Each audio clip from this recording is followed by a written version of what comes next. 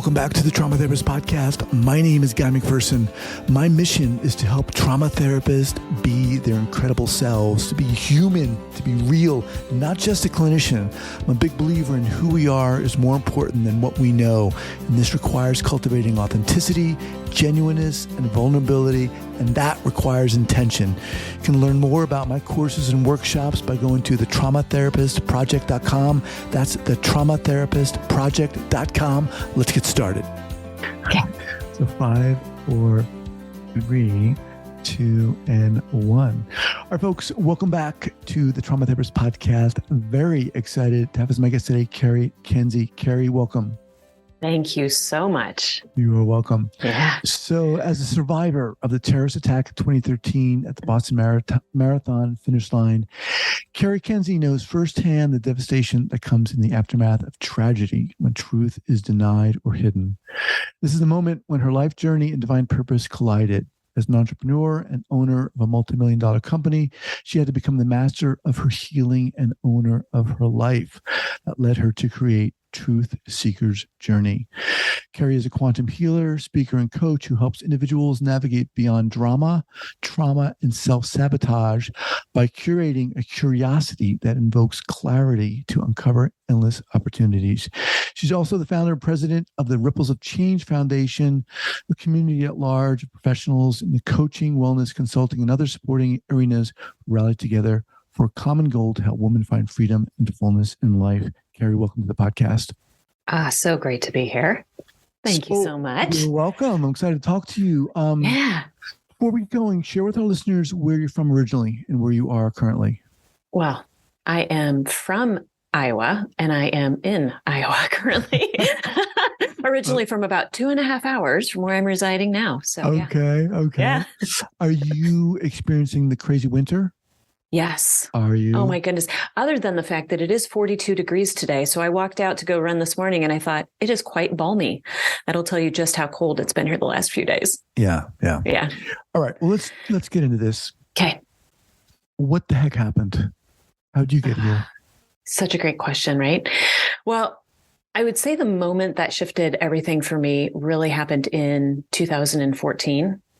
And the reason why is because I had become very, very ill.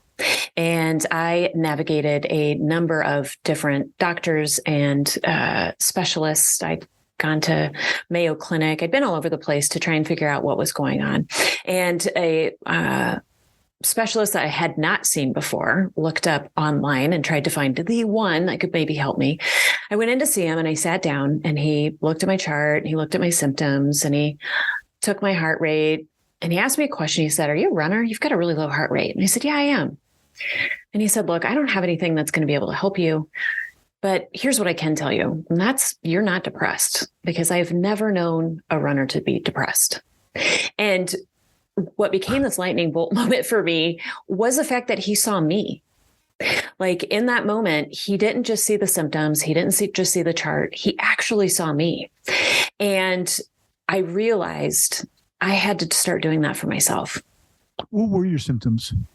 Oh my goodness. They ran the gamut of, I would have seizures standing up.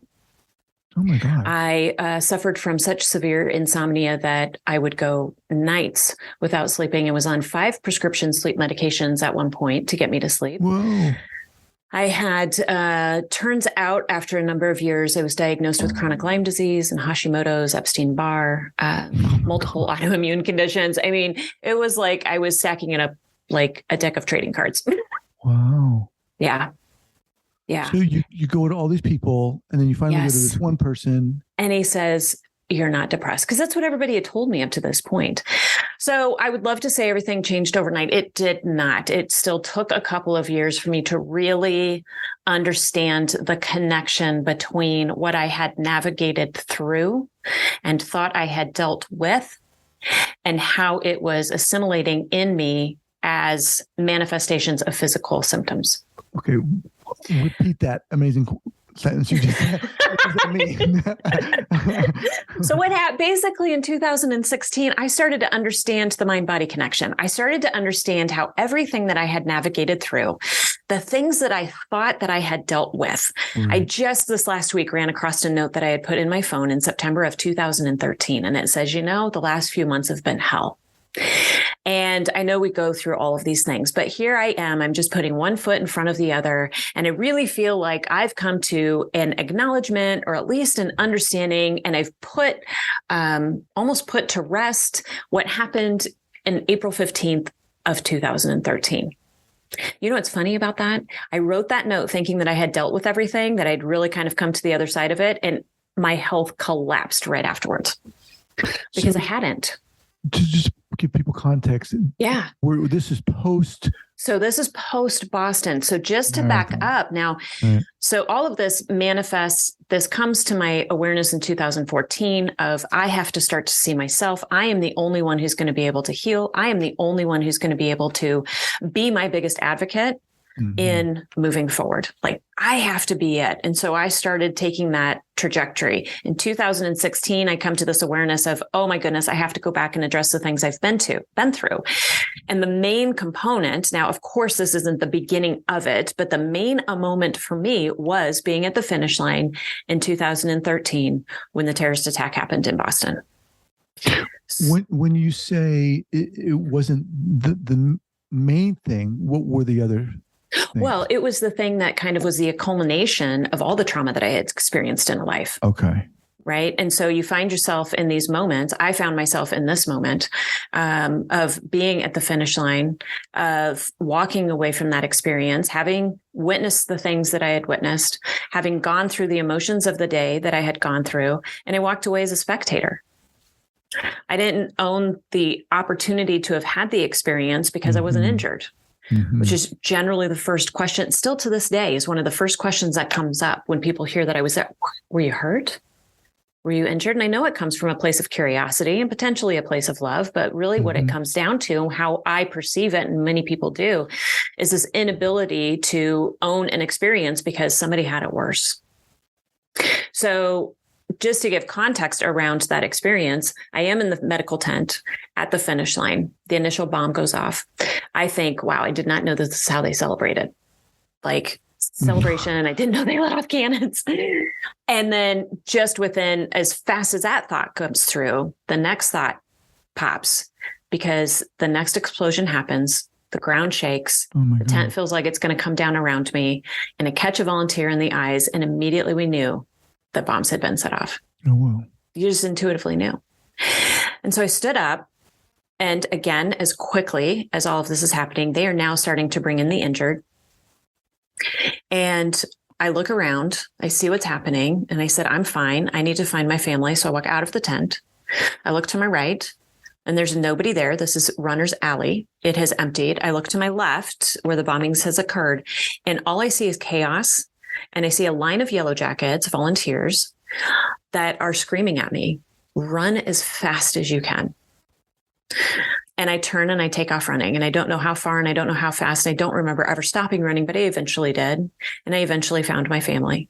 And the next day when I went back down to observe what had happened and to pick up my bag, I was standing at the end of Boylston Street, and a reporter came up and he asked me a question. And he said, where were you yesterday?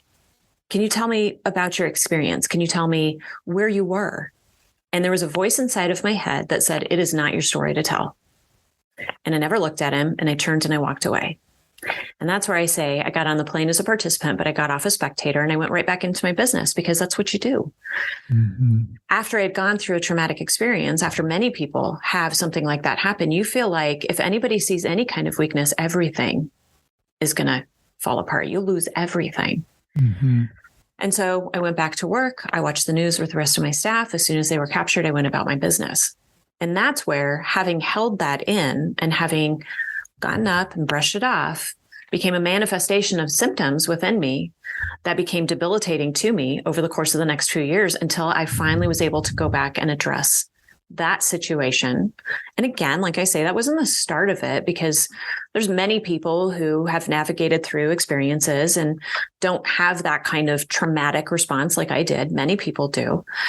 But it comes from the fact that I had experienced other traumas in my life. I had experienced things as a child, right? Right. And also, it doesn't matter. And it really doesn't doesn't matter what other people think. We're talking about you. Each experience things in our own way. Exactly. And it's very easy, I think, when we're talking about trauma. Well, this person had X trauma. It's much worse than my bullying that we can't get caught in that. No. And that is, I think, such a disservice to the self and a disservice to humanity when we do that. Right. Because then we hold on to the traumas and we become the ripple of the trauma. Yeah. All right. So crazy intense. Yeah. How did things unfold for you? You said you went back to work, and so you were working at this during this time. Yeah. So I owned my business. I owned a marketing agency at this time. And I went straight back into work. I went from running marathons to not being able to walk up a flight of stairs without being assisted. Again, I started having seizures standing up. My health completely failed. What this, did you connect the dots? Not at all. Anyone connect the dots? No. Interesting. Okay. Isn't that fascinating? There was no connection to what I had experienced and what I was symptomatically feeling, because I think there's still a realm that feels as though it's a separate thing. Like the physical manifestation of symptoms is because you are physically ill. Mm-hmm. And it doesn't necessarily have to do with the mental, emotional, or spiritual capacity or things that we have navigated and experienced. So you start to become symptomatic. Mm-hmm. What happens? Do you start freaking out? Do you start seeking help? What do you do? Yeah. So at that point, that's when I started going to every specialist and every doctor that you could possibly imagine, and ran through the gamut of everything. I did Western. You're living in Boston at this time? No, I live in Des Moines. Yeah. Okay. I had just traveled out there. Yeah. So I'm back in Des Moines. I've received, and eventually I ended up receiving a number of diagnoses. I went through the Western medical model. I went through the holistic medical model. I would get better, and then I would get worse, and then I would feel a little better, and then it would come back in. And like I say, in 2016, I found myself at a conference, and I just had an opening through neurofeedback and some of the biohacking technologies, to start to see things from a different perspective. And I was introduced to a gal, and I joke, it's, as I'm there, I'm suffering from this insomnia. I know I've got this chronic Lyme disease, and these are the types of things I'm looking to overcome. Again, I've not made the connection. Mm-hmm. And this gal says to me, she goes, I've got a gal who's helped me out a lot. You should give her a call. I'm like, I don't care who it is or what they do. I will do anything. Right. So I call this gal up, and I joke all the time. I get her on the phone, and, she's like, well, tell me what's going on. So I give her kind of a lay of the land of what's happening. And I joke that she says, well, so tell me about your childhood, which is honestly not how it went, but that's how it felt like it went. And I remember thinking, I have Lyme disease. Like, why are you asking me about my childhood? Right. But it started to open an awareness within me that there has to be some form of connection. Wow. And I went down a deep dive into epigenetics and neurosciences and quantum physics and all different types of energy healing modalities. I really wanted to know and learn as much as I possibly could if there was any connection between these two elements so that I could truly heal and overcome from them. Mm-hmm. Yeah. Okay. And that's what I did for a number of years. And did things start to quote unquote work? Did you start? Oh my goodness. My insomnia was gone overnight. By doing what? By finding the connection. And this is what I do now when I'm working with clients. I have a way of being able to understand the patterns that we have created in order to understand how to be able to pull the thread of that pattern so that we stop what it is that we're currently doing or the reality that we're currently manifesting in order to be able to shift and do something different. And what I did was I found the belief that I had been holding on to, the pattern that had been created in me. Once I found that and I was able to get back to the source of it, which again, yes, went back to Boston, but landed back in childhood. Once I knew that and was able to pull the thread of it, the insomnia was gone instantaneously. It left me overnight. All right. So let's put a magnifying glass on that. What was the belief that you had? Boy, that's such a great question. I believe at that time there was a lot of inadequacy, unworthiness, that were coming up within me that needed to be addressed. And yes, we go back and we look at the trauma and we navigate through that experience. We're always looking at the emotions of it, because the emotions of it beyond the experience are where the true healing happens. Mm-hmm. And so when I was able to find those, that unworthiness, that feeling of being inadequate, the lack of safety and security that I felt, safety and security being key in that realm, and like I say, followed it back into childhood and found that pattern and pulled that thread, it was gone.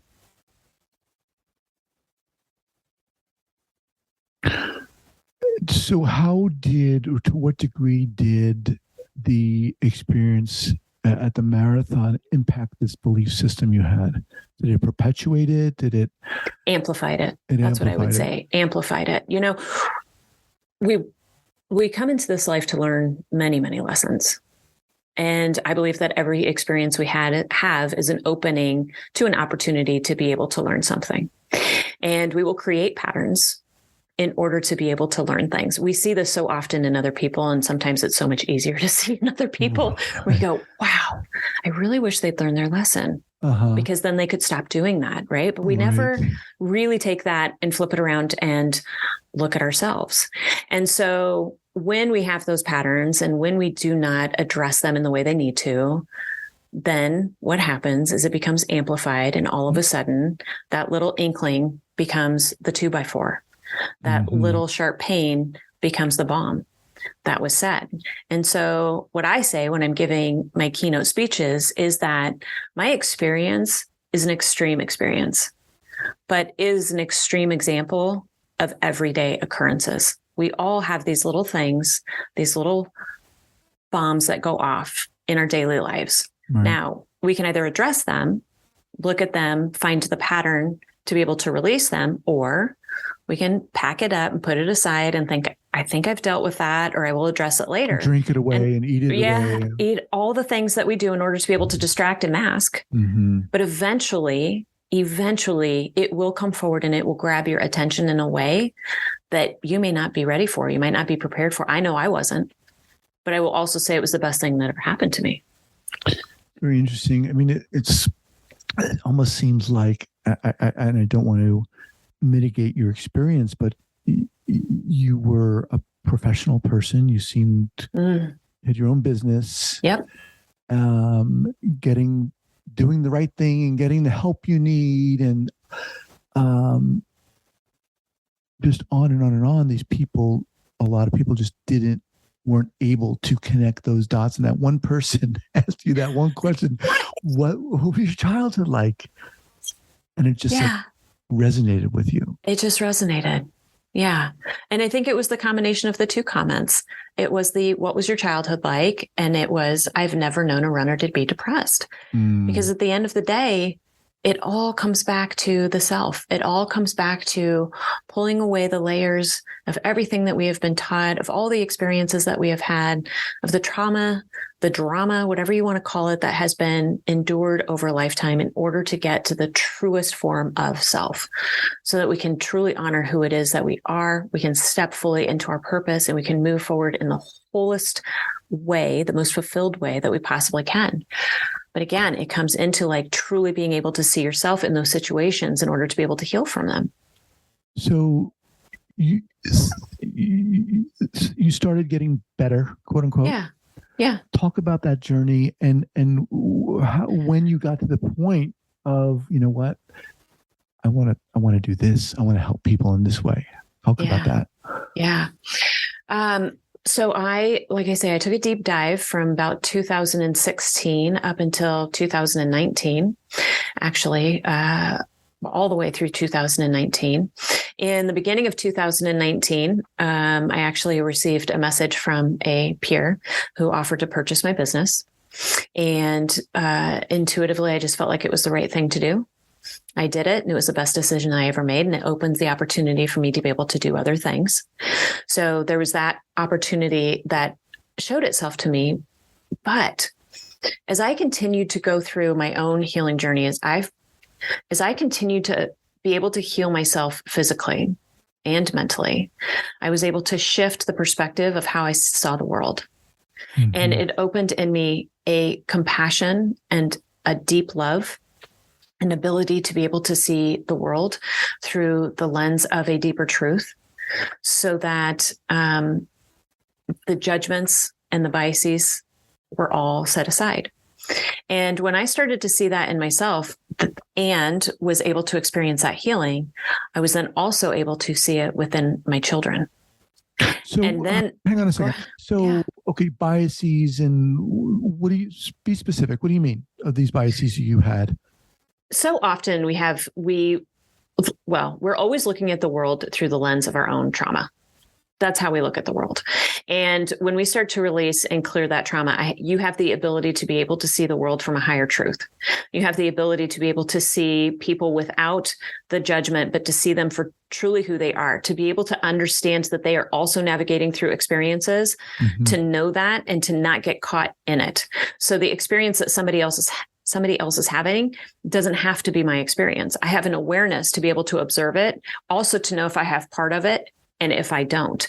So I have an ability to be completely unbiased in situations. It's also what has granted me the ability to be the amazing healer that I have the opportunity to be in order to see the patterns, because the traumas have been healed. I'm not seeing life through that lens, and I have the ability to have an incredible compassion for things that other people have been through. There's no judgment. There's just love. Right. Okay. I appreciate you articulating that. So you got to a point where I want to start working with people in this way. And I healed. I watched my children heal without me having to do anything for them, but just simply by proxy through me. And then when I saw how everything that I was doing not only had the ability to be able to shift me, but it also had the ability to shift generations, I thought, this is something that needs to be done.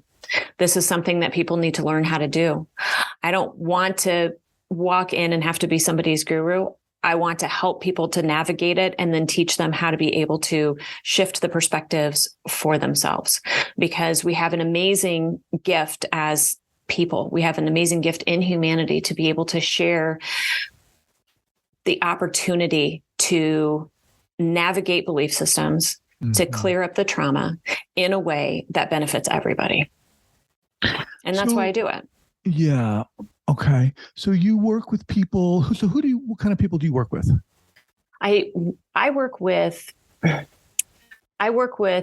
entrepreneurs. I work with world leaders. I work with those who are looking to make movement, shifts, changes in the world, and who have navigated through potentially some form of experience or trauma that seems to be getting in the way of their ability to be able to see the path forward, to know the fullness of the mission that it is that they're wanting to bring into the world, and to release the self-sabotaging behavior that tends to get us caught on that hamster wheel as well. So those are the individuals that I personally work with. And again, it's people who have navigated through some form of trauma, people who have just had a hard time. Really, trauma is just anything that's shaken the confidence in any way, where you feel like you've lost a little bit of trust for yourself, in order to be able to push everything forward. So can you give us an example of how you work with someone? I mean, obviously maintaining confidentiality, of course. Someone has come to you and they're like, what? Well, it could be a number of different things. Sometimes people come and they know that the trauma that they've been through, and they're like, look, I've experienced this thing and I need to understand it because I feel like it's getting in my way. Okay, perfect. So the first questions that I ask are really kind of around the experience, but not just the experience, that single source situation that they're experiencing, but also to what else is happening in life, right? Because it's going to show up everywhere. And I want to be able to see the pattern or the thread. And then we look at the emotions. So what is that bringing forward in you? How are you feeling around that situation? And maybe where has that emotion shown up before? And we start to follow that back. And through a form of curiosity that I help people understand, we have the ability to get back to the source. Once we get back to, this is where it started, generally in childhood. This is where it started. How was your childhood? Right, exactly, right. We don't start there. That's generally where we end up. We pull the thread. All we need to do is we need to understand, why has this pattern been created? Right. so that we can teach the subconscious, we can teach the mind something a little bit different. Okay, well, if that's what you believed, what is it that you would like to believe now? Mm-hmm. And it's really just finding that sweet spot of the theta brainwave, because if that's how we were programmed as children, then that's how we deprogram as adults. Oh boy, this is good stuff, man. I'm just like thinking about all my programming, childhood programming that's jacked me up. Oh, goodness. You have this, I don't want to say way about you, but this sense about you, this vibe about you, that you've really not just taken what's happened to you, but you've you've taken the experiences that have happened to you and have been able to seemingly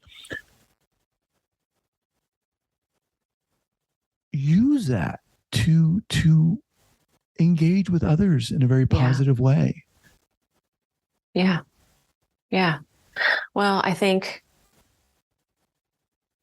this has always been my path, this ability to be able to find those source solutions. Really? To be, even in the business that I own, it was a marketing agency. And that's what I did, when I was working with clients. So it's always kind of been in the nature to find that source.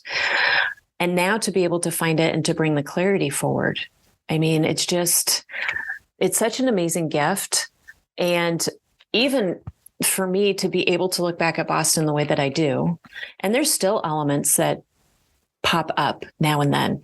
I would not say that I am a master of the life. I'm just constantly in mastery, right? So I am constantly working and I'm constantly perceiving and looking at things in a different way. And I think the mastery that we want is really just in the awareness that we create so that we have the opportunity to be able to shift.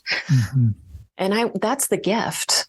That's the gift that was given through that experience. And that's the gift that I want to have the opportunity to be able to give other people as they navigate through their own journeys. The gift is what? Be able to see? Is an awareness and a curiosity. To have an awareness, to be able to see things beyond the situation that you're currently in, and then to bring an element of curiosity into it that allows you to be able to navigate the mind maze, to understand where that limitation is coming from. How, for our listeners here, how would you say this is different than number one, therapy, and number two, the Western medical model? Oh boy.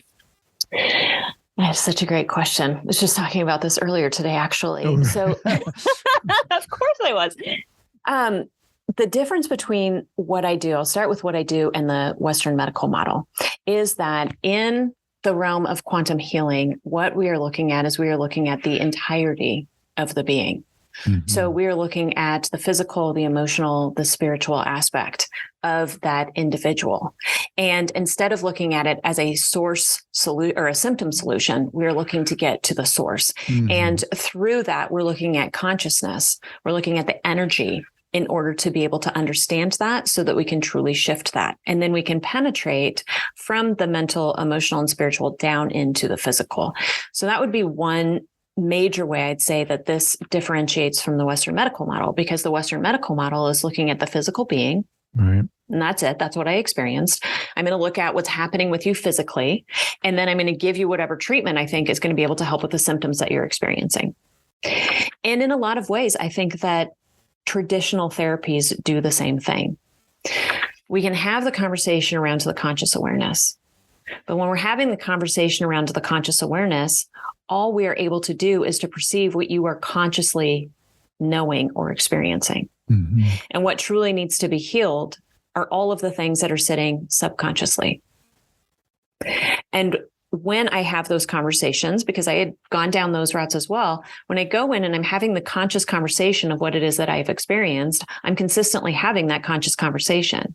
And therefore, I am reliving that every single time I go in, which is why we tend to need those traditional therapies longer and more often, as opposed to, okay, so we're going to have this conversation. I want to understand the experience that you've been through, but I only want to understand it to a place where we can then use that as a catalyst to be able to open the subconscious mind to see what's really happening. Mm-hmm. And how do you do that? How does that subconscious mind opened? The easiest thing for people to do is just close your eyes. I mean, if you're sitting and having a conversation, all you need to do, and this is what I do with my clients, is I just have you sit and close your eyes, and I'm going to ask you questions. And when I'm asking those questions and you're asking that question of yourself, I'm not looking for your mind to answer. I'm looking for your heart to respond. Mm-hmm. I don't want you to consciously think about it. I want you to allow it to come up within you because it's all there. So often, though, we dismiss it.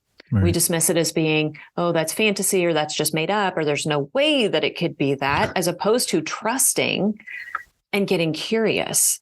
When I tell my clients, I don't care if it comes up as a pop song. I don't care if it comes up as a color. I don't care if it comes up as a line in a movie. It's showing you in the way that you can understand. So let's get curious about that. Right.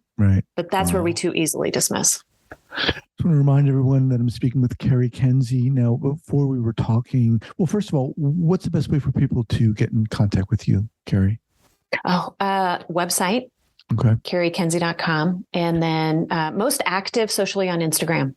Okay. Mm-hmm. And before we kind of jumped on here, you said you had started a foundation. Can you talk a little bit about that? Yeah. So launched a nonprofit at the end of this year, Ripples of Change Foundation. And the essence of that foundation is really empowering women to be able to navigate through life's trauma, the ripple of trauma. So I have a huge heart for those that have experienced things outside of the impact zone, but have been impacted by it. I sat in that. I was in the medical tent. I wasn't directly affected by it, but so many carry the burden of trauma after having been caught in the ripple because they don't feel like they have the opportunity to own that experience. And so there's an education and advocacy around this that I am looking to bring forward. We are looking to record a documentary in April at the 10-year anniversary of the Boston Marathon to speak specifically to the ripple and the community at large who experienced that, and how in that realm of that rippled trauma without the healing, it continues to ripple out and then will create the generational trauma that is carried forward. So really looking to bring the education and advocacy to that, but then also to bring together a community of therapists to be able to work with those who don't have the opportunity to be able to afford or don't know where to find these services in order to be able to get the healing that they need. Right. Wow. Yeah. Damn. You're pretty inspiring, man. Really. Thanks. Yeah. Just what you've done with what's happened to you. Not everyone does that. No. Right? It's true. Yeah. Let me just, before we go here, what do you feel it is about you, Cari, that allows you to do this work the way you do it? You've used a couple of times the word gift and so forth, but the thing that there's a couple of things that come to mind. One of them is, and I'm told this quite often by my clients, an incredible amount of compassion where it just feels like I hold an amazing space for people to be able to have a conversation. So that's one thing. Second to that, I would say specifically from a trauma healing standpoint, I am relentless about healing my own stuff, right? This is not only a career for me, it is a passion for me, but it is also something I live on a daily basis. And I feel as though that if you're going to step into this realm to be able to navigate and help other people shift and really be able to heal from their own trauma, you have to do the work. Because when you do that, then you have the ability to have a curiosity without judgment. You have an ability to be open yourself intuitively to really be able to see and have an awareness of what's going on for another individual. And those are the key components for me, I would say. Awesome. Yeah. Cari, love to have you back as we get into the new year. And just thank you so much for being here. I appreciate you. Thanks so much. All right. Take care. Okay.